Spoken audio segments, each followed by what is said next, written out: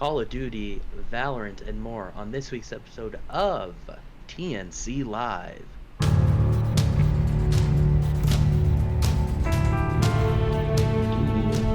How do beautiful listener?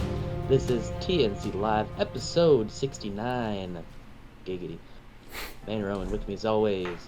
Man with Golden Lights, Brandon Man. Hey, feels good. Excited to talk about some new stuff we got to play this week. We'll dive into it in a little bit, but we also have Adam here, of course, and he's got something really cool to show us in his little what he's been up to. Do I? Yeah, you do. Nah. Nothing cool happened. Nah, you're right. Start, man? Yeah, go ahead. For it, buddy. Alright, well, like I was saying, I haven't really been up to anything cool. Let's see, gosh, what have I done? Played some League of Legends. I'm gold really 4 in solo duo, exactly. So I'm not touching solo duo right now. Only flex, trying to get Brandon gold 4. It's just like a roller coaster ride. Yeah, keep getting like 90 LP over and over. Yeah. What else? Played some Call of Duty beta past 2 days. We'll get more into that. Played a lot of Minecraft. Loving the craft. Pretty much me, Brandon, his girlfriend Madison, our boy Michael Golden, who's in a sense hosting the server. He hired someone to like host it, but yeah. And then of course other people on there as well. Yeah, that's really fun. Getting into all kinds of mods and stuff. It's a love-hate. Right now it's just a lot of hate and minimalistic love, because like I'm stupid and my small brain can't like wrap around it. But I'm trying. Besides that, a little bit of RuneScape, getting back into it again here and there, going for 99 Divination, and I'm almost 95. So that's cool. But yeah, I got a lot of Pokemon cards to open tonight. Let's see, 1, 2, 3, 4, 5, I see you 6, finally got a second desk in there. Yeah, so I did. That's my work stuff now. So that's nice. And then over there, no, that's always good. The Darkness Ablaze booster box that we're gonna open tonight. It's 36 packs. Then there's 2 boxes right there. You can see one right now of Champion's Path. So that's gonna be 10 packs. I love this. And then today I went to Walmart and I got that little box on top of that middle G Fuel. I'm not going to tell you what it is. It's special. It's cool. Didn't even know it existed. And then 2 little boxes between the G Fuel there. Again, you'll have to wait and see. All my Pokemon pops. That's every Pokemon pop that exists right now. So that's exciting. But yeah, besides that, I guess I haven't really been up too much, right guys? Oh, wait. Yeah, you know. So it's gonna be kind of hard to show you properly, but it's Rayquaza, my brand new tattoo. It's currently in the puberty phase, so it's very itchy. But yeah, wraps all the way around. I still have to get another like hour and a half or so of work done on it, but I love it. I love it so much. It is honestly really good. Like, it looks so good that it looks fake. Oh, that's fair. Yeah, like you showed it and like that almost looks like Sharpie, but it looks so damn good. I love it so much. Nah, big shout out to my girl Sunshine over at Monster Inc. Tattoo Shop in Crystal Lake, Illinois. If you guys are ever looking for a tattoo, go there. She's great. Taylor, the owner, he's awesome. Brandon gets his work done from him. All their people there are just super nice and friendly. Oh yeah. Artists. Clean shop, so yeah, definitely the best shop I've ever walked into. Yeah, go there. It's from Brandon. He gets to walk there. Yeah, I can definitely walk there. Brandon's super close. Yeah. 5-minute walk, easy. But yeah, that's all I've been up to. 5-minute walk. Good times. Talk about that day. Manny, you know, why don't you continue it, buddy? What you been up to? Sure. So like you were saying, I too did play the Call of Duty beta. Got some stuff to talk about, some changes that were made from the alpha to the beta, and played some TFT. I played 2 games this morning, and I was not happy that I was going to play TFT this morning because I played 4 games yesterday, and I think I got 3rd, 4th, 5th, and 7th or something like that. Like, I did not play very well. That's tough. And I was like silver 4. I just dipped down to silver 4 because of my 7th place game I finished on. And played 2 games, got 3rd with 6 divine, 4 duelists. Surprisingly pretty spicy. I actually really liked it. Then I went. So you had the fate gate for divine then, or? Yeah. Okay. Which, I mean, there's 6 divine champs, but yeah, I did have a fate's. Oh yeah, at least then. Mm-hmm. I had a fate's Wukong right off the rip, and I'm just like, you know what? Let's try divine. That's huge. Yeah. And it ended up working really well. And then after that, I played Crit Mage. Crit Mage is so much fun, dude. Because you just have 6 mages. You just have Ari lobbing double ults and hitting crits left and right. It's nasty. Won the game. Not even close. I had like 50 health left. It was absurd. See, I want to run mage more. It's just so hard. It's such a late game comp. Yeah, no, I And you definitely have agree. to get so many tiers. Otherwise, I feel like it's really hard to have a good team there. Sorta. I will say I did have 3 cultists, so that actually kind of won me early game. Yeah. Like I had 96 health, and everyone else in the lobby had under 60. So like Okay. having the 3 cultists actually helped a lot. But it was a really fun comp. I also got Ari really early. I got her T2 before I got 2 of my Lulu and my Nami T2, because there's 4 or 5 people running mages. Like everyone was running mages in this game, and I just had the right builds for my people. Because there's so many people doing like hex blades and like just doing like hex blade and death caps and blue buffs. And I'm just like, I'm just gonna run crit on all my people that have good ults. And Dude, that's awesome. I smoked them. It was so good. I'm silver. I'm halfway to silver 1 now. I dipped up each game, so it was huge. And then a lot of medieval dynasty. I can't remember if we're in end of summer or end of fall in year 2.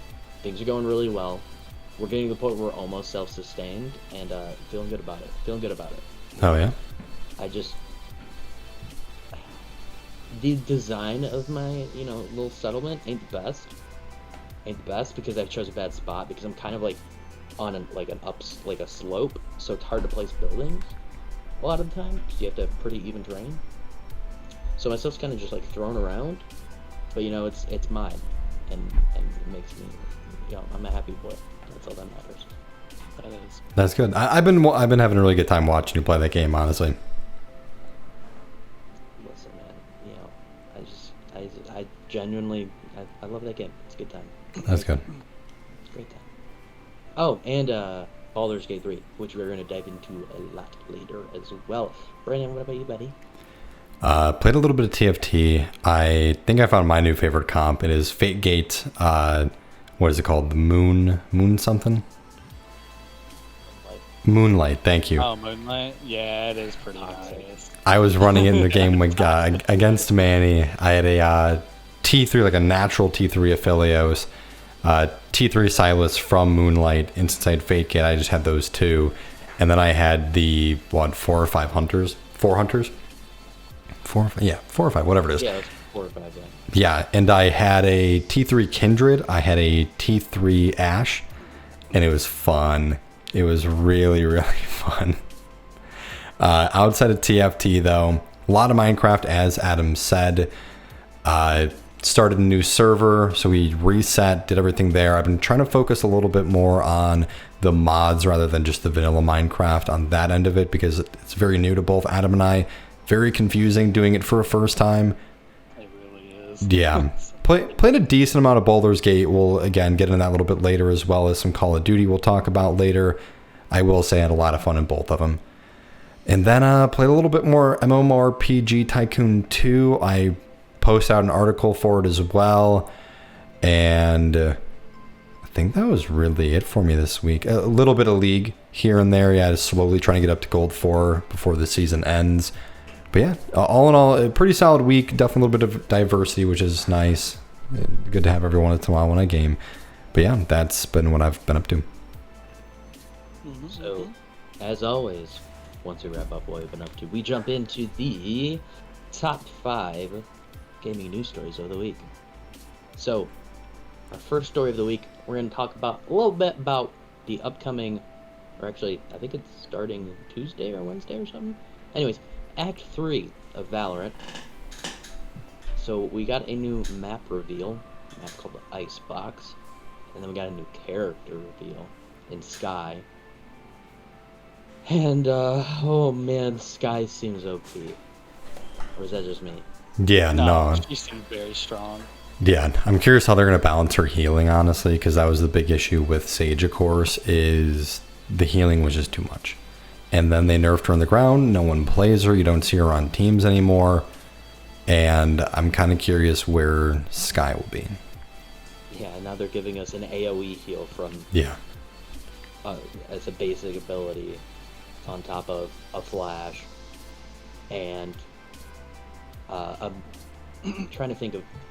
It's a stun, kind of, right? The wolf? The mini wolf? So I have it all pulled up here. Do you want me to go into her abilities? Or? Go for it. Sure. So her E is going to cost 100. It's called Guiding Light. You equip a Hawk trinket and you press fire to send it forward. And here's where it's kind of nuts. So it's a flash, but if you hold fire, you guide the Hawk in the direction of your crosshair. Reuse while the Hawk is in flight to transform it into a flash. So the fact that you can guide it yourself is kind of nuts. So yeah, it says that's her signature ability. It's a flash grenade, can bend around corners, stuff like that, hence why you can control it. Then her Q costs 200. Trailblazer. Equip a Tasmanian Tiger trinket, fire to send out and take control of the predator. While in control, fire to leap forward, exploding in a concussive blast and damaging directly hit enemies. We don't have exact damage numbers yet, but it looks like this isn't a round-altering amount of damage. It can be shot at and destroyed, just like the Hawk apparently, so the flash can be destroyed. And then finally is C, Regrowth. That's going to be 200 cost. Equip a healing trinket. Hold fire to channel it. Healing allies in range and line of sight. Can be reused until her healing pool is depleted. Sky cannot heal herself. So that's kind of nice. Okay. And then finally is her ultimate, X, called Seekers. Equip a Seeker trinket. Fire to send out 3 Seekers to track down the 3 closest enemies. If a Seeker reaches its target, it nearsights them. So yeah. So she's got an explosive concussive damage ability, a flash, a nearsighted ultimate, and an AoE heal. I feel like she's gonna be insane for initiator type comps. Like you run a breach with her and like a phoenix, and you're just waltzing in wherever you want, like blinding, stunning, and doing whatever you want to get into points. Yeah, no, I 100% agree. Yeah, she has 2 abilities that she can control, her Hawk and her Tasmanian Tiger, that she can just use to either, for intel, go into a room, it gets destroyed, whatever, now you know they're there, or you go into the room and you still do work. So, like, it's huge. Like, wow. Yeah, I think a big thing with her kit is going to be how much she can heal. Because, I mean, for the fact that you can destroy the other 2 things, I don't think those are really game-breaking. The ult's pretty good. It's unique, which is nice. And, again, you can't heal yourself, which is very interesting. It's a very... I'm glad you can't. Yeah, she's a very team-oriented character, which is kind of nice. Because, I mean, for the most part, if you're controlling the flash, you're going to want to go in flash for your team, let them go in while you're probably regrouping from using it. I'm sure it's not just flash and now I can start moving. It's going to be a flash, you're going to close it, and then you can start moving. And then from there, the healing the team, and then also controlling the Seeker. Again, you're immobile, you can't do anything while you're giving your team intel. So I do really like the idea of the character. It does kind of... I like it because they kind of gave us the opposite of Killjoy, the very team helping character with items to use and different things to help push now, since last was very defensive. Yeah, her utility is kind of insane, honestly. Yeah. I think she definitely has the most well-rounded kit. Like, a lot of the characters in the game, I'm like, honestly, I'm never going to buy that ability. Like, Omen's blind is good, but I don't buy it that often, just because I feel like his TP is more valuable, and his TP pairs well with his smokes and things like that, so I just don't buy the blind very often. But looking at Sky's kit, I feel like you're going to be spending a lot of money in utility for her, because they're all really useful. I've honestly been thinking of like dream comps with her already, and I'm like, so her, Breach, Phoenix, Brimstone, Sova, or replace Brimstone with Cypher. Okay. You have insane push potential and a lot of intel. Yeah. No, that is nice. Yeah, I think she's gonna honestly take over Sage. Mm-hmm. I don't think we'll be seeing too much Sages anymore. I mean, yes, the res is nice, but I don't know, I just feel like this is just such a better healer. Only issue I have with her is she just doesn't look that cool. I don't know. She looks like a female Rambo, but she's just all green, and I kind of just hate the way she looks. I Cool. I kind of wish the colors were different. I personally just hate the color green. But Yeah. I mean, kind of on the side for the character herself, I think she'll be very useful. I'm excited to kind of see how she plays, because last kind of split set, however you want to kind of describe it, was a very defensive comp heavy, and this will kind of flip it. I think we'll see a lot more offense. The offense will do a lot better, because I think the whole last time that we were playing, it was very defensive heavy for a lot of comps. Defense was always playing a lot better, and I think this will kind of help bring in the more offensive ability on a lot of the maps. I'm also very excited for the new map. I think it looks really cool. I've always been a fan of winter-styled maps, so. Yes. Agreed. Yeah, I haven't seen too much of Icebox yet. Looking at it, though, it looks like I don't remember the name of the map, but there's a map in Rainbow Six Siege that looks just like Icebox. It's just a ship stuck in a bunch of ice in the middle of nowhere, and it's just got a very similar vibe to it, but it does look cool. It does look very done, like, it's got a lot of cover to it. Yeah. Without taking away the flow of the map. So I think it'll be interesting. We'll see. I still think, honestly, I might like Ascent most so far out of the 4 maps that are actually in the game. Just because it's pretty balanced for the most part on both sides. And I feel like having the middle of the map being open for either team to really take control of it, I think is really interesting. Yeah, I can definitely agree. All right. Well, if you're ready for number 2, then. Number 2, Amazon has already closed production on Crucible, the first-person shooter they just released earlier this year. They did say that most of the production team, however, will now shift their focus towards the upcoming MMO New World. So excited. Honestly, I yeah. really love New World. I miss New World. It was a good time. All for it. Apparently Yeah, next month we'll get to play it again. It definitely sucks that Crucible didn't do well, but I don't know. I feel like that game just didn't have enough marketing towards it, or just, I don't know. I feel like they just didn't care about that game enough. Like, I just remember it was like, hey, Crucible's coming out, and now it's out, and just, I don't know. They could have held, like, maybe they did, but I feel like we didn't know about, like, maybe tournaments or trying to get, like, you know, big esports into it, and I just didn't hear anything about that game other than it kind of sucked. Similar mistake with New World. New World would have been out right now if it wasn't for circumstances that we have in the world right now. Which, honestly, it would have been the same thing. Like, nobody would have known about it. You know, there wouldn't have been a lot of playtesting, which would have been a huge mistake for an MMO. and the game wouldn't have honestly been ready. Crucible, I didn't even try it myself. It just from watching it and looking into how like the game modes work and things like that, it just felt like a game that didn't really have an identity. Like it felt like it was trying too hard to blend, like genre blend different FPSs together, and I don't think it worked very well. But Yeah, no, that's understandable. I'm definitely excited to see where this will kind of help New World, though, with more developers and more help on the game itself. Because, yeah, I mean, the game was fun. It definitely needs a lot more tweaking. And for me personally, it needs a lot more customization.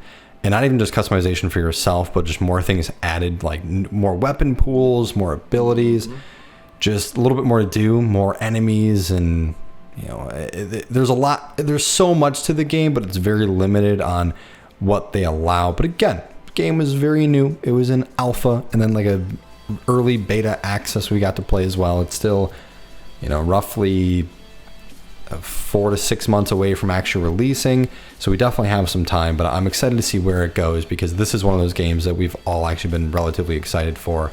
And even Adam, who didn't really care about the game, then played it and was like, this is fantastic, because it was a roller coaster. It really was. Like, at first I was like, nah, there's no way I'm buying this, and then I do it, and then I'm like, okay, this is fun, and then I was like, wait, no, this is kind of boring. And then I was like, wait, no, it's fun again. It is really weird to me, because I really do agree with you, Manny, that it feels like the marketing is kind of very low on these games, which blows my mind, because it's Amazon, and I would say most people in the world have Amazon that are gonna buy a game like this. It's like, why are you not advertising this game more? Every single time I pull up Amazon, why is there not something New World coming spring, or like get ready for the beta coming in November? Like, there should be something everywhere I go. Like, why are there not ads for it on YouTube every other video I play? And how do you not have a bigger content creator backing, like a content creator program for this game? Yeah. You own Twitch, Yeah. the biggest live streaming platform for games. And there were a lot of people playing the game, sure, and sure there's big streamers streaming the game, but none, like, how have you not partnered with any of these guys to get your game out there more? No, I agree. That was definitely weird. Like, yeah, you don't ever see any. Like, I even follow them on Twitter, like New Worlds now, and like, they don't. I mean, I get, like, obviously the game's not out, but they don't post very often. Yeah. And I'm like, why? Let people know. Like, I get it, your game is still pretty far away, but like, hype. Yeah, no, I definitely agree. It feels weird with how they're kind of running this game. But yeah, we'll definitely have to see. We're going to keep a close eye on it. We're going to, I'm sure, write more articles, talk about it a lot, stream it when it does actually finally drop. But yeah, let us know what you think about New World as well in the comments. And, you know, if you got to play it, or if you're excited to give it a shot, if you're into MMOs yourself.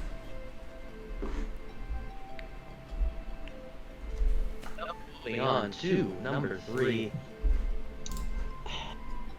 This is just, I literally put this in here just because we've probably chronicled this game more than any other game in this show's history. Because we've talked about it since like the 3rd show we've ever done. Yeah. And that's Cyberpunk 77. After years of development and years of us talking about this on the show, Cyberpunk 2077 has finally gone gold, meaning players will be able to get lost in Night City on November 19th. Woo woo. I'm pretty pumped, yeah. It's been weird because, yeah, we've been talking about this game for 3.5, 4 years of us doing this show. From a class project podcast to a recorded podcast into a live show. And this game better be good. This game better win Game of the Year. It better blow my mind. It better make me never want to buy another video game again. Okay, so not that extreme, but, you know, it better be good enough where, like, your average person is like, wow, yeah, Cyberpunk's a great game.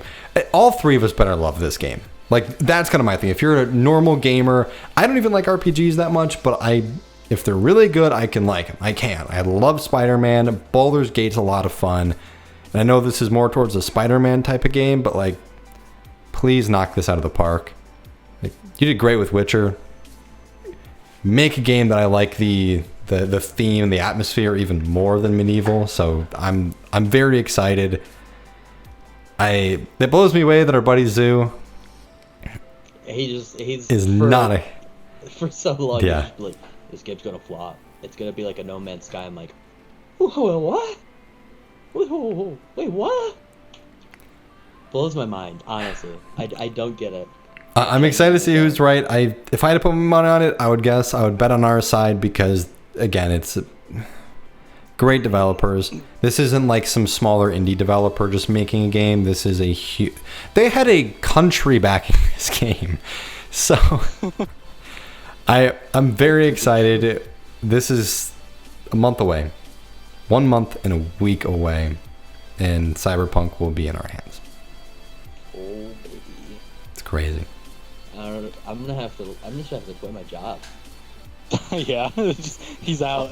Call of Duty, Assassin's Creed, Yeah. and Cyberpunk all come out within a week of each other. Hey man, it's why I'm getting ready. I'm joking. Oh yeah. He doesn't. He loves his job. I do. I just love video games a lot. I'm sure anyone right now is like, can I just quit my job? November's gonna be nuts. Oh, absolutely. No, yeah. And one thing to keep, like, to kind of throw out there, because this was a really big story when it dropped. They announced for the last 6 weeks of development that they were developers were going to be working 6-day weeks after the company said we weren't going to make people do a time crunch for this game and work like crazy hours. And so when they announced it, everyone just like kind of started poo-pooing on CD Projekt Red. Yeah. But now there's been new information coming out from people that cover the industry and things like that, that the 6 day a week that they're working was something that was I guess decided on by the development team. Apparently the people, the higher ups came to the developer and said, hey, we might have to push this game back again, but if you guys are okay working extra day a week, we can have this game ready. And apparently a vast majority of the developers said, yeah, we want to get this game out, let's do this. How hurt would you have been if it had been like, hey, Cyberpunk's coming out in March of 2021? I would have been big sad. Nah, I honestly, I'm shocked that it is coming out in a month now. After all this time, after all the waiting, and how crazy the industry has kind of been over the last year now. But Yeah, it's gonna be worth it. I'm still debating if I'm gonna get it right off the bat. I have no reason to wait for it to drop in price. That's not the idea. But I don't know. I just feel like I'm still gonna be playing League. And honestly, I know we haven't talked about it too much, but I feel like I'm gonna get wrapped up in COD. I can agree with COD.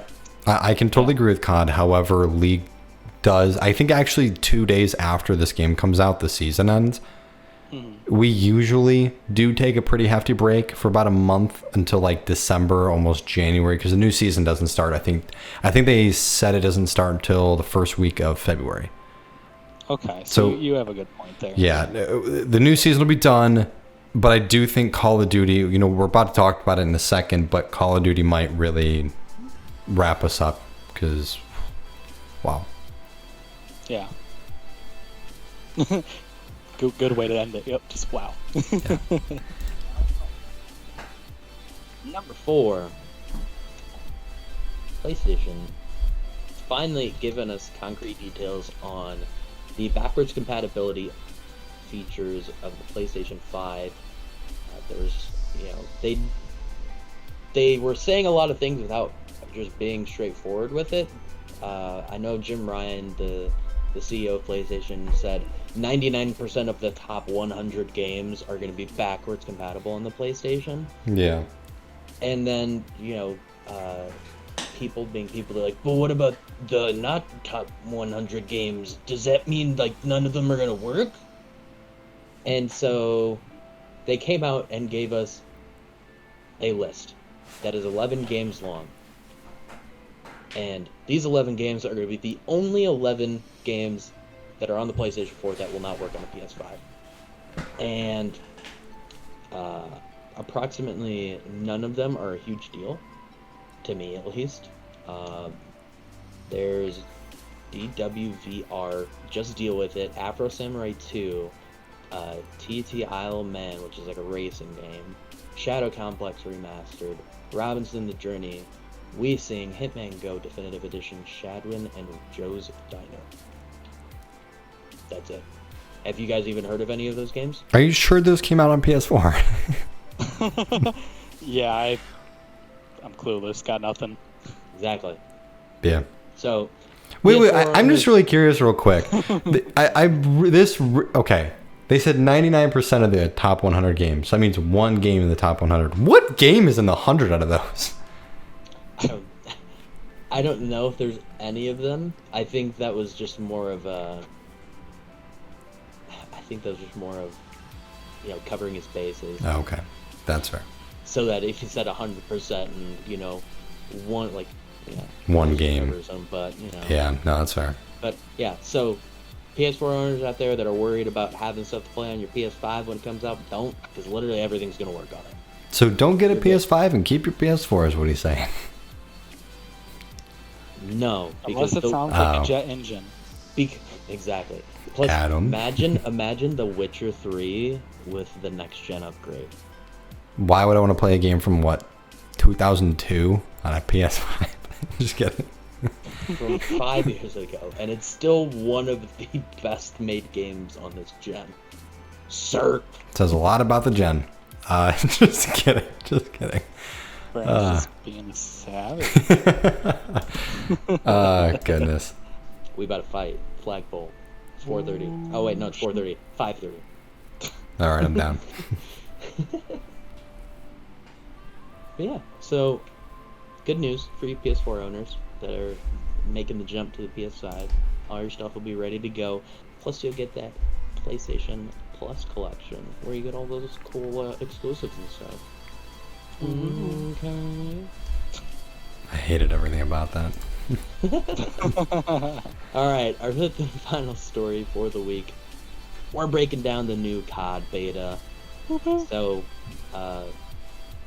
we've all been kind of slacking. None of us pre-ordered the game, so we didn't get to play until starting yesterday. That's not true. Adam pre-ordered it. Oh, did you? Yeah, for PC. For PC. Oh, that's right. I remember, because you were like, I don't see it on the thing. And I'm like, it's right there, though. Yeah, I was big dumb. That's right. So did you start playing on the 8th, or did you play on the 10th?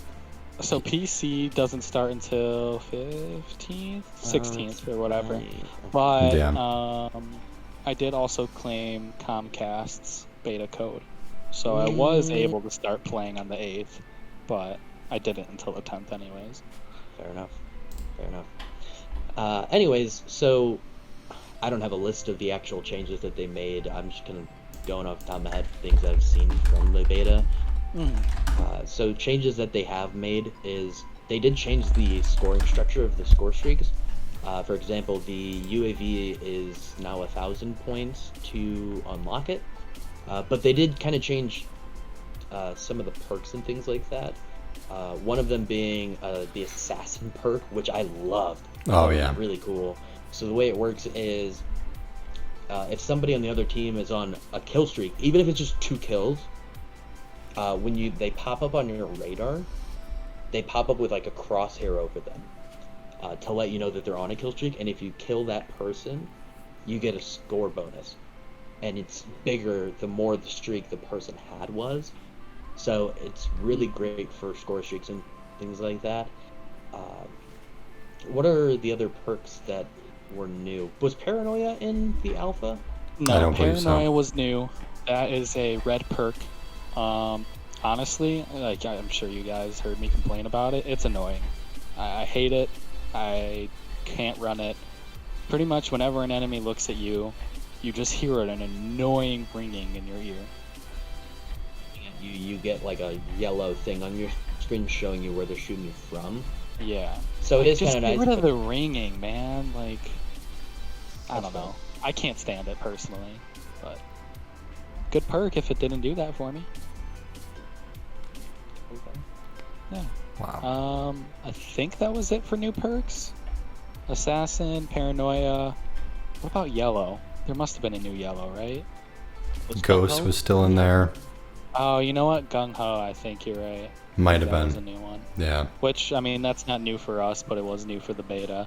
Yeah. You were able to see new guns, but not experience new guns. Yeah. They showed in the assault rifles, it kind of looked like the Type 99 from a previous COD that I can't remember, but there was that, and then there was a 3-round burst SMG, and I think that's it that they kind of showed off. So the beta only went to level 25. It ends today. They It does end today? It does end today, pretty sure. I heard it went through the 12th. Probably not till the end of the day, but I heard it goes until the 12th. It might. The only reason I thought today was because last time they did the alpha, it ended on Sunday at 12 p.m. Yep. And I was like, what? But Yeah, it will be noon oh, well. tomorrow. Okay, that's cool. Yeah. So, I'll probably play more tonight because it was really fun. Fun facts, guys, if you're listening right now, again, go download it if you are into Call of Duty to try it out. But if you reach level 10 in the beta, you will get a special, they call it a weapon blueprint for the Uzi, but I forgot what it's called, something with an M. But you get a cool little weapon blueprint, and it actually looks pretty cool too on the website. So just go hit level 10. That's like 5 games, if that.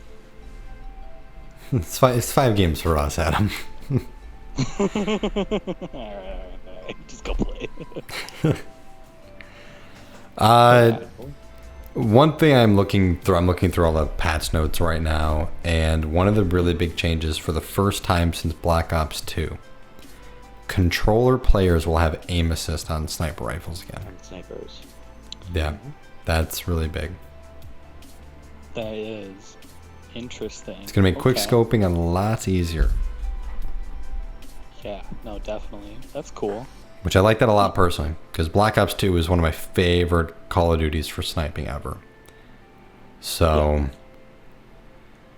it's definitely going to be interesting. But yeah, there wasn't a whole lot new that we got. We did get, 2 new maps? I think 2? A lot of audio balancing. Yeah. Cartel and Crossroads. No, yeah, Crossroads was in the other one. We just didn't play Combined Arms. Cartel and... Armada. It's just Crossroads. It's just Cartel. Cartel, yeah. Oh, okay. I was thinking of the new map on VIP Escort. Well, there's also the new game mode we got to try. Yes. Yeah, which I was going to see yet. But what kind of audio stuff? I did just see it on here, but I sadly moved away from it.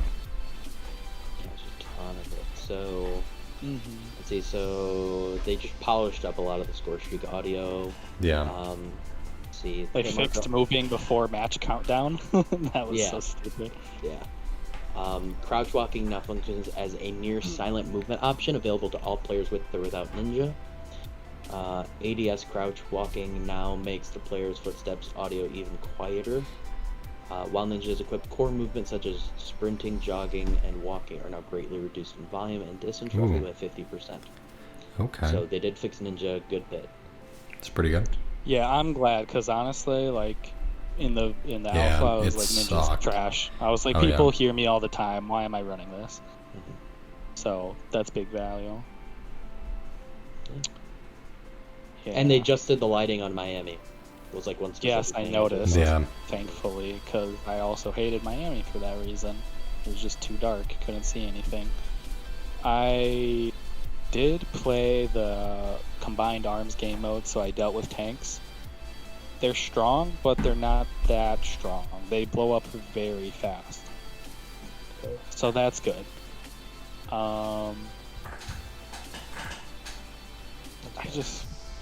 here's my issue. I like that the tanks blow up fast, vehicles, whatnot, but score streaks blow up way too fast.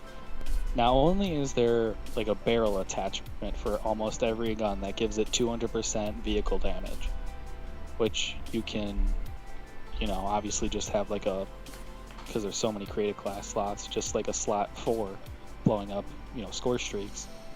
And that's huge. And on top of that, of course, there's the rocket and the SAM turret for utility. There's just like score streaks just don't last. You can play all game to get your attack heli or to get your chopper gunner just to have it be shot out within 30 seconds. I wouldn't even say 30 seconds. I'd say 10. Yeah. I got 3 attack helicopters today. 1 got a kill. Out of all 3, 1 got 2 kills. That was it today. Because by the time they flew in, they were gone. Yeah. Yeah, that makes me sad.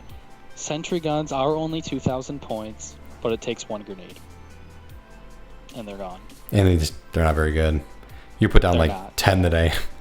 And I don't think I saw a kill in the feed. I'm sure you did get some kills, but... Yeah, here and there. But honestly, it's just a lot of shooting and either hitting and not killing or shooting and missing. So I just feel like don't up the damage of them. I think the damage is fine. Just maybe make them a bit beefier or make the damage against them weaker. Make it a little bit more of an aimbot for that sentry turret, like dead-eye accuracy. Yeah, I don't know. Which I kind of get why they... streaks just don't feel great. And I feel like it's because the way they have them now, where anyone can get any score streak if the games go long enough for some people. Because now it's not really a skill thing. It's just, it is still a little bit of a skill thing. Because like you and I are the only people getting attack helis, and it's because we have like a 10 kill streak each game right now. But it still just doesn't feel as good getting like I don't know. I get the score streak and I'm like, oh cool, that was my first kill this life. All right. Yep. So yeah, no, it is a little rough. Maybe a little tweaking, maybe not. Who knows? I get the need for all that vehicle damage in a sense, because like UAVs are literally always up. Yeah. But get rid of SAM turrets at least. Just get rid of that, and then I'm happy. Yeah, that's kind of fair. The fact that it's a field upgrade and it's just on an automatic cooldown is kind of Yeah, I think as soon as if they got rid of that, then I'd be content. Would you be okay if they kept it, but they got rid of the ability to shoot down like attack helicopters, chopper gunners, like big score streaks, UAVs that would still take down? Attack heli. Mm-hmm. Oh, like it can shoot at. Okay, so the SAM turret, you're saying, can't shoot at that stuff, but people can. Yeah. Okay, I thought you meant people couldn't, and I was like, no, not that far. I mean, we would like that a lot. Yeah, we would. No, then that would be good. Like, let the SAM turret take out simplistic UAV, counter UAV. things, like UAV, counter UAV. Yeah, if it's like under like 2,500 score, let it shoot at that. But like, if you work your butt off and you get an attack heli, which it's usually towards the end of the game anyways, don't let it shoot that down. Come on, man. Yeah. To their credit, though, it does feel like there was tangible improvement from the alpha to the beta. Yes. I don't feel like we've seen very often with Call of Duties. It almost just feels like they're stress tests rather than actually balancing. And, just seeing all the changes that were made to the game from alpha to beta makes me think that they're really going for a really good competitive balance for the game, which I personally really like to see. Mm-hmm. In terms of the gameplay, though, we were talking about what we were playing earlier today. I've just playing the beta the couple days we had so far. I've had more fun with this game than I did with Modern Warfare in the month I played it. Yeah. Yeah. Honestly, I wasn't looking forward to this COD. The alpha was okay. Step in the right direction. Obviously, it was an alpha, so you couldn't really judge it too hard. But I was like, okay, I'll play it, but I'm not like hyped. But now after playing the beta more, I'm like, all right, I'm definitely gonna get into this game. I'm gonna like it. The only thing that I am worried about, and I don't personally feel it right now, but maybe I just haven't played enough. But people are already complaining about skill-based matchmaking, which, if that is already evident in the beta, that's tough. You know, I've always kind of hated skill-based matchmaking in casual game modes.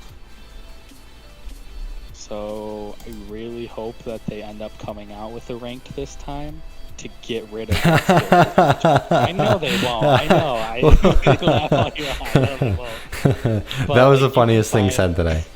That was really funny. Articles upon articles, and I see all these like YouTubers tweet about it, just being like, skill-based matchmaking does not belong in casual game modes for Call of Duty, and I agree, because you lose that pup stomp, you lose that feeling of I'm better than this whole lobby, and then sometimes you get in a lobby and you're the bad one.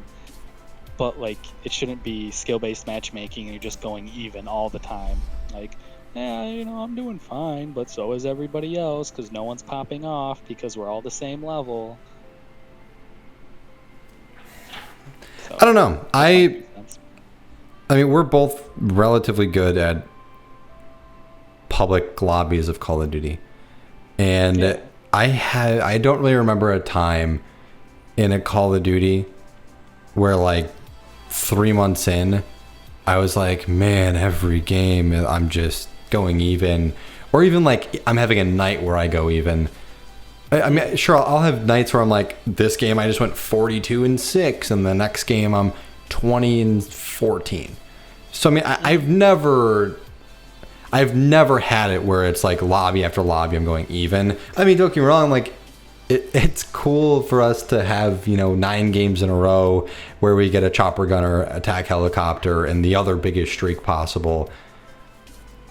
So I don't know. I mean, but again, yeah, that's when we're, you know, being sweaties in the game.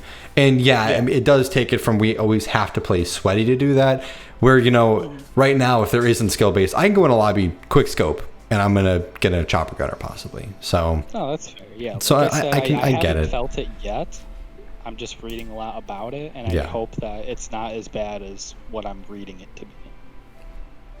No, that's totally fair. Maybe they will do ranked, man. Oh, I would be so happy. Like, this Call of Duty would be one of my favorite Call of Duties in the last 5 years, probably, if that happened. Oh, easily. Yeah. It might honestly already be my favorite Call of Duty in the past 5 years by the time it comes out. Yeah. And he's like, I hated jetpacks. Black Ops 3 was a terrible game. Oof. Black Ops 4 was okay. Time to Kill was way too high. World War II was whatever. It's kind of meh. It was World War II. Yeah. Yeah. This one feels good though. It's the most Call of Duty feeling Call of Duty in a while to me. Fair. I'd say the kill time, the time to kill is very fast compared to most CODs, but I don't hate it, to be honest. I just run stim packs to counter that. Stim packs are so much fun in this game, man. Like, that was something I was going to be really sad about from the last... Was it just the last Call of Duty that had stim packs, or was it the last 2 or 3? I feel like it's been the last few. I could have sworn it was, but I might be wrong. Stim packs was one of my new favorite additions in Call of Duty, and I was really sad when like they weren't going to come back. But it was in they're Black so Ops good 4, now. Modern Warfare, and now Cold War. So yeah, Third. It's been Okay. in 2. This is the 3rd. Okay. They're done so well now, because the thing that kind of sucked about stim packs at a time was everyone was using them, so it didn't feel like an advantage. But now when you can put them on and you're just not going to have stun grenades, I've never used a stun grenade probably in the last 5 years, 10 years of Call of Duty. Now I get a bonus heal and it comes back too. It's nuts. I love it so much. Yeah, and if everybody is going to run it, cool. I'm happy with that, because now I'm not getting stunned and flashed constantly. Fair. So yeah. It's a win-win no matter what, in my opinion. So yeah. So to round this out, give us your thoughts as of the beta overall. Go ahead and start it. Sure, yeah. I would say, like, let me just put it easily on a scale, 1 being trash, 10 being, like, best COD ever. I put it at a solid, like, 8.5. Super enjoyable already in the beta. I hit level 25, which is max already. so I got to experience, all I could, and I love it. I don't feel like any gun was overpowered compared to the other. Like, the XM is good, the Krig is good, I can't remember the mini Uzi's name, but that gun is good. AK-74U is good. Yeah, so like the guns just feel How about the well-rounded. M16? All right, yeah, that's fine. I guess. Here's the thing. Yes, I do hate getting killed by the M16 and shotguns, because you're like, oh, they pulled the trigger once and I'm dead. Still, like, I get it. It's annoying, but at the same time, it's like, oh well. It's a burst gun. I get it needs to be powerful because you do have to be more accurate. Yeah. So, yeah, I don't know. Very well-rounded game. I didn't feel like anything was overpowered. Even in C4 is not that overpowered. I was running around being a bully with C4. But you do have to, like, you can't just, like, toss and blow it up. You do have to toss, wait a little bit, then blow it up.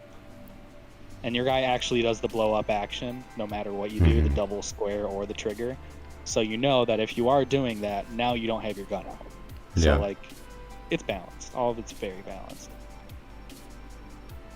I don't know if you guys realize this, just real quick with stim, the stim. You can shoot while you're stimming. I don't know if you guys did that at all. Yes, hip fire only. Yeah. It's fine. Yeah. To go ahead and get my 2 cents then about the game. Enjoying it a lot more than I thought I would. I did not think I'd buy this Call of Duty, and it's been a lot of fun. The balance is definitely there. Nothing feels kind of dumb, as Adam was saying. I'm excited to see the rest of the game. I did like the AK-74U a lot. I'm really curious, what additional things will be in the game, though. If there will be ranked somehow in this Call of Duty. Camo chasing, and I'm excited to mess around with the snipers a little bit more myself. For what I've done with them, and since they're adding aim assist to controllers, I think there is a chance that I might get really back into sniping again, and just kind of do some messing around with the video editing next, when this game does actually fully come out. Honestly, when the PC beta comes out, if I can get to snipers quick enough, I would love to try to do something with that there. But, yeah, I mean, it's been fun. I'm excited to see what else is in the game. I'm curious with the zombies as well. But yeah, I'm pleasantly surprised about how the alpha and the beta work. Yeah. I've been enjoying it, honestly. Like I said, I didn't care for Modern Warfare at all. I think they definitely went with much better map design this time around. The maps feel dynamic, but they feel like... Really? Besides Satellite. Yeah, I was going to say, that was the one thing I forgot to mention. Satellite, worst map in Call of Duty history. Nah, there's been worse, but it's definitely trash. It's definitely not great. Definitely not. That map that's falling apart, and it's like a tower that fell over in Call of Duty Ghosts. Worst map. I actually like that map a lot. I hate you. Wait, are you talking about the one that's like in a spaceship that's falling down? The DLC map? No? Okay. It was an OG map. Okay, then yeah, I don't know. Okay, because this was like a pre-order bonus map on each side, and like there was that like glass elevator that like everybody would go to for infected. I don't know. I'm gonna look it up, but yeah, okay, I don't remember that one then. Outside of Satellite, yeah, the map design has been much better this time around. I'd like that they didn't follow Modern Warfare and doing the weird like 10-on-10 stuff. Like, yeah, there's the 12v12, but that's, completely different set of games. So I like the focus of the 6v6. The maps are good for it. The game modes are, they're Call of Duty. VIP Escort was really fun. I do like it. It was fun. It definitely needs communication, because you play with randos and it's just nothing. 100%. Still Brandon, like, it feels like a more free-flowing SND. It doesn't feel like, I don't know, it's just got a better feel to it than SND to me personally. I've just never, like, the mode can be fun at times, but it's also just very infuriating and sweaty for the most part. All in all, though, I really did enjoy the game. I like the way the game feels. I think the fine-tuning they did from alpha to beta definitely really helped the game. So I'm sure with another month to work on it, by the time it comes out, the multiplayer will feel fantastic. Yeah, I definitely agree. Sorry, go ahead. I was just gonna say, I guess that's gonna wrap up the top 5 gaming news stories of the week, unless you got something else, buddy. No, I was just gonna kind of agree and go from there, but no, you're good.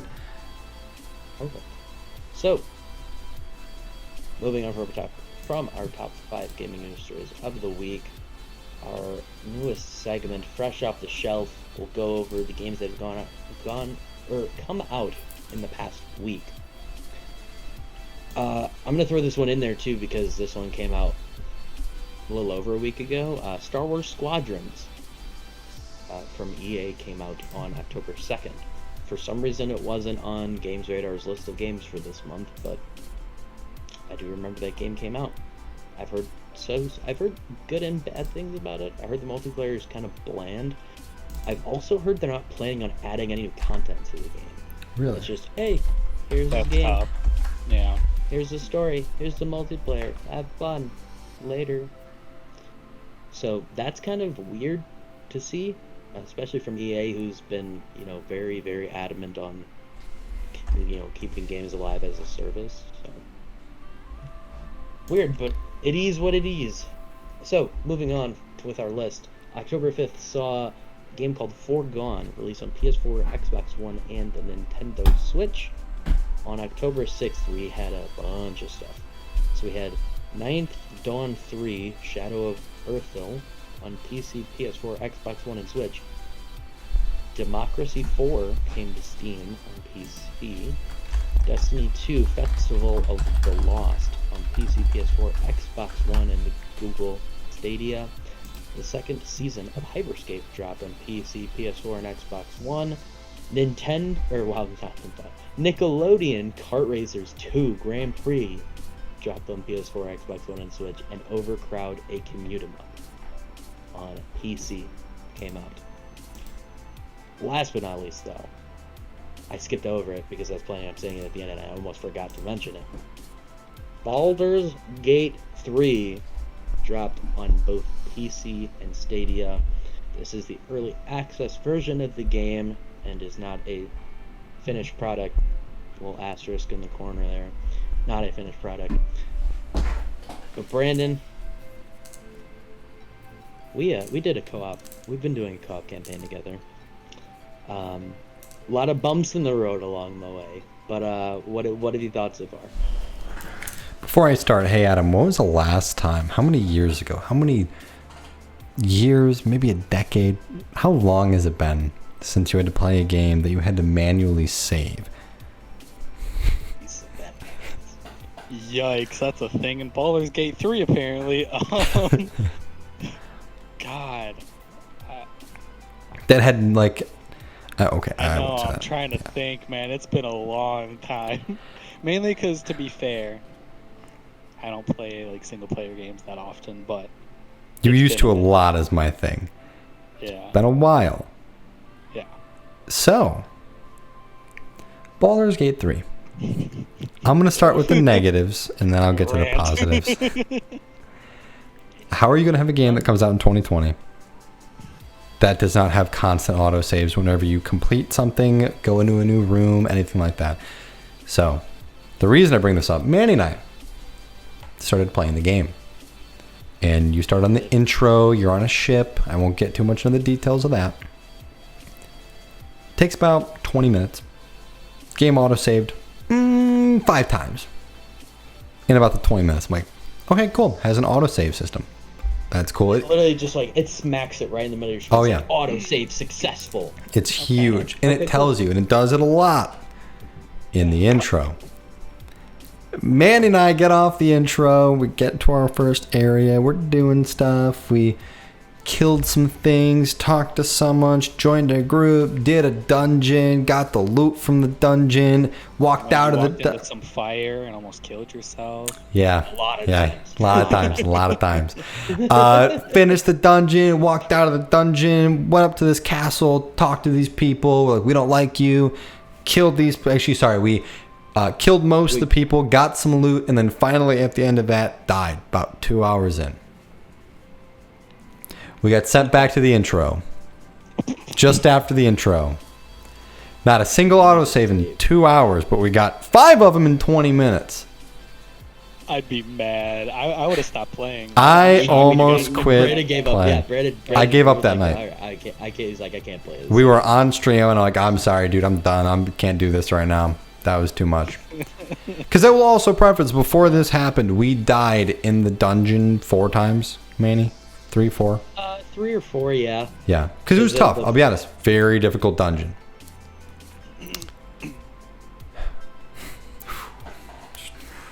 Just need to take a second. The game itself is a lot of fun. Didn't think I was going to like it. I got the game because I wanted to write an article on it. I wanted to talk about the game. And I knew Manny was excited. I knew Cass was excited. Some other people mentioned the game as well. And it's like, all right, cool. I'll play it, see how it is. It definitely feels like early access. There are a lot of little kind of bumps in the road with it. Just the movement gets a little clunky at times. The combat itself, I thought I was not going to like because it is a turn-based system. Critical misses are fun. Yeah. The combat, it feels like D&D. It feels like live D&D, and it's really cool, I'll be honest. You see the rolls come up for things, not for striking, but you'll see like miss or hits. But when you're in conversation with people, and it's one of my favorite things about Fallout 3, I think Fallout 4 did it too, and something I really miss in Fallout 76 is dialogue choices. You can attempt to pass and fail different dialogue options, persuasion, deception, nature, anything like that, and you can, talk your way through stuff, which is so cool. And you even get to see the dice roll and everything. I really enjoy that a lot. This game is one of the prettiest games I've played, maybe ever. The game is beautiful, and I was not expecting that for a early access game. There's definitely a lot to it. The co-op plays very well. When you're in conversation, like let's say I'm talking to someone, Manny can vote on things, and I can see like Manny thinks this is a good option. I can still choose whatever I want though, but you can give input, which is really neat. Of course, if you're talking, you can do that as well. But it's a little bit easier just to click one and be like, okay, Manny likes number 2. Maybe I'll go with number 2 if I don't care. All around the game's a lot of fun. If the autosave system can work a lot better, because it's weird too. Him and I played for like, we finally beat something, saved, and then like 5 minutes later, we got another autosave. I was like, come on, seriously? Right before that. So it's sporadic. It was like right before a big fight, not after. Yeah, thought that which is nice. Like, I'd be cool if it saves every single time we get into combat. That'd be perfect. Save every time right when we start combat, or right after you finish combat, when you get to a new area, autosave, please. So it feels really weird remembering to have to actually save in the game, because I can promise you right now, it's going to happen again. It's going to happen again where him and I play for 2 hours, and we do some cool stuff, get some awesome loot, and then we just don't save, because we're not used to that. We haven't played a game in a decade, probably, that you had to actually manually save. So... do something as the wrong character. Yeah. Thick post-it note on your computer monitor. That's insane. Yeah, honestly. Yeah, really funny moment. I'm going to say this and then pass it over to Manny so he can chat about the game. He got poisoned by some crazy druid lady. And yeah, she was supposed to help us with our issue that we were having in the game. And she turned on him, poisoned him. So we killed her to get the antidote. Yep. And the thing is, we have 2 other people in our party. They're NPCs, but we get to control them. I control one of them. Manny controls the other. We finish the combat. Manny goes over, picks up the antidote, drinks the antidote. He didn't realize who's doing it as the other character. I was doing it as the NPC. So we have to restart that because that was hilarious. Because I finished the combat as the other character, because she was the one that made the last attack to finish the combat. And in my head, I'm like, to me, I'm like, okay, I'm playing as me now, because combat's over, and I'm the playable character, not the NPC that's in our party. So I would just think that it would snap back to the actual character I'm playing as. but it didn't. And so I did that, and I was big sad about it. That is pretty funny though. But to kind of get into the actual game, I kind of feel the same way Brandon does about most of the stuff. The visuals are fantastic. Outside of some connectivity issues, the first couple days we were playing, the game is pretty smooth for the most part. I really like the dialogue options, like the dialogue system to it. Not only because of you actually see your rolling of the literal rolling of the dice to see if you're going to succeed in this, persuasion, deception, whatever, but you also, for example, like Brandon was saying about nature, like if I'm a nature, like if somebody has a high skill in nature and I'm like a ranger, I'll have special dialogue options for my class, stuff I'm proficient in, my race, things like that. So it makes the game unique to each character. And I even like that they even had moments that, me and Brandon's character had dialogue amongst each other too, which I thought was really cool that they even were able to integrate that in the co-op experience. So all in all, it's been really fun, honestly.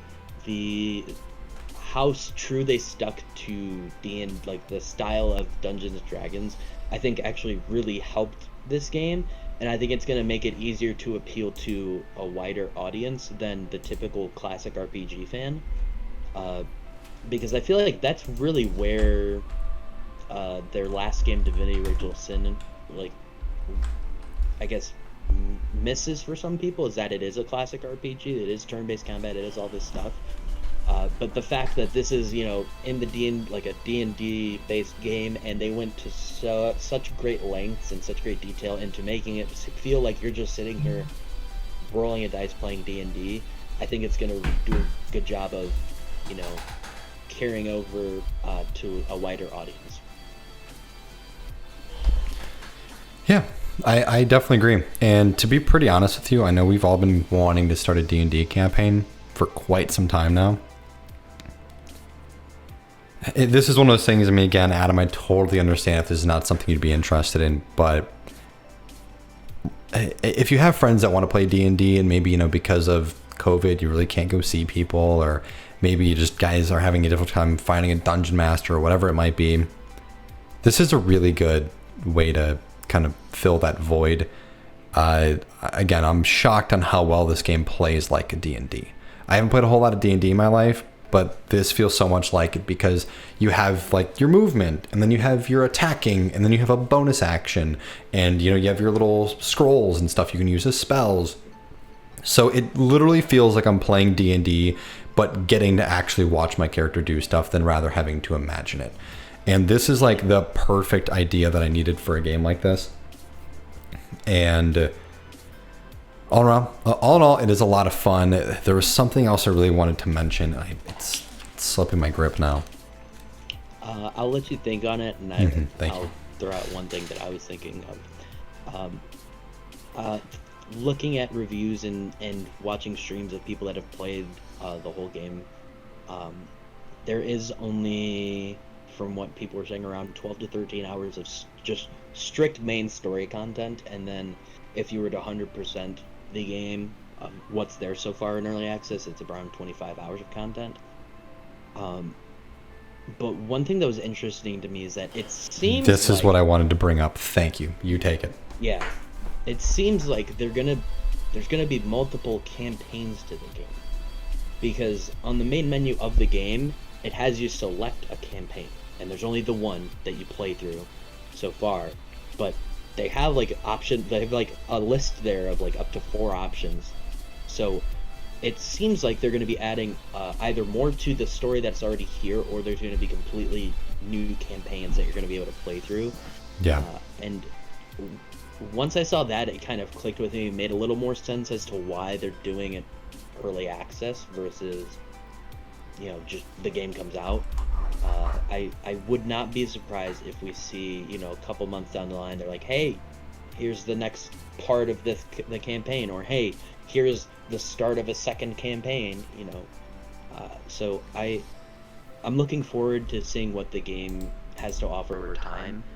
I think everything that's there right now is great, but as somebody who loves narrative and loves games that really thrive off the narrative, I'm excited to see what they have down the line for this game. Yeah. I will say, I would definitely recommend, if anyone out there is okay playing a game that is early access and you like D&D, I would say pick it up. If not, just wait till the full game comes out, because again, as Manny mentioned, realistically there's roughly 25 hours if you try to 100% the game. It's not a whole lot. It's not a whole lot for a $60 game, to be honest. That's kind of your typical normal RPG, like just a very straightforward story game, and it would be nice to have more, and there will be more eventually. But again, it's kind of cool because this is one of those games where, just like a D&D campaign, especially if they add more campaigns, you can come back 8 months later, having played the game, be like, oh, hey, there's new campaigns. You can go play, restart completely if you want, or however you want to do it. So definitely pretty exciting. I'm loving what I've played so far. So we'll go ahead and finish up our list of games for fresh off the shelf. Coming out on October 8th this past week was Blast On for PC and VR. The second season of Fall Guys dropped on October 8th as well for PC and PS4. Game Dev Tycoon dropped on the Switch October 8th, and that's one I'm actually I'm gonna go check out the Nintendo eShop and see what it's kind of like, because I think that's the one I was thinking of when you brought up MMORPG Tycoon originally. I think this was the game I was thinking of, where I'm like, you just come up with the game ideas and you literally just make the games. You're not in the game developing it. Iconfell for PS4, PC, Xbox One, and Switch. Mortal Kombat 11 Aftermath All Hallows Eve Skin Pack for PC, PS4, Xbox One, Switch. Ride 4 on PS4, Xbox One, and PC. The Uncertain Light at the End for PC. And then on October 9th, we had Ben 10 Power Trip on PS4, Xbox One, Switch, PC. FIFA 2021 on PC, PS4, and Xbox One. And The Survivalist on PC, PS4, Xbox One, and the Nintendo Switch. Did you, after Baldur's Gate, did you skip those other 5 games, or no? What do you mean? For the 6th? Yeah. October 6th, I ended with Baldur's Gate. Oh, okay. Yeah. Thank you. I was going to say, I remember you talking about Nickelodeon Kart Racers, but I'm like, I feel like you didn't bring up Overcrowd or Democracy 4, but there are a handful of games in here. Like, when I first looked at the list, I was like, wow, there's nothing in here I like except for Baldur's Gate. But it's because I actually missed the first part of the list. I don't know why. I literally read Baldur's Gate and then jumped all the way down to Blast On.